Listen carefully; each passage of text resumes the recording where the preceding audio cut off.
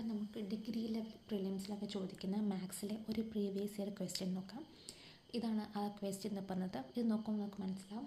Question എന്ന് പറഞ്ഞത് 625 the whole raised to 0.16 into 625 the whole raised to 0.09 value എന്താണ്?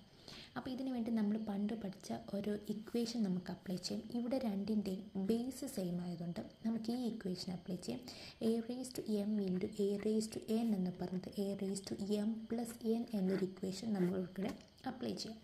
അപ്പം ഇത് അപ്ലൈ ചെയ്യുമ്പോഴത്തേക്കും നമ്മുടെ വാല്യൂ എന്ന് പറയുന്നത് 625 the whole raised to 0.16 plus 0.09 which is equal to 625 the whole raised to 0.25. ഈ 625 നമുക്ക് 5ൻ്റെ പവേഴ്സിൽ റെപ്രസെൻറ്റ് ചെയ്യുമ്പോൾ 5 raised to 4 the whole raised to 0.25.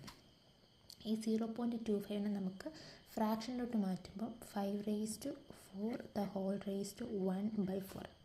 ഇവിടെ നമുക്ക് വേറൊരു ഇക്വേഷൻ അപ്ലൈ ചെയ്യാം. A raise to m the whole raise to n എന്ന് പറഞ്ഞത് a raise to m into n എന്നൊരു ഇക്വേഷൻ ഉണ്ട്. അത് നമ്മളിവിടെ അപ്ലൈ ചെയ്യുമ്പം 5 raised to 4 ഇൻറ്റു 1/4 എന്ന് വരും. ഈ ഫോറും ക്യാൻസൽ ചെയ്തുമ്പോൾ നമ്മുടെ ആൻസർ എന്ന് പറയുന്നത് 5 ആയിട്ട് കിട്ടും.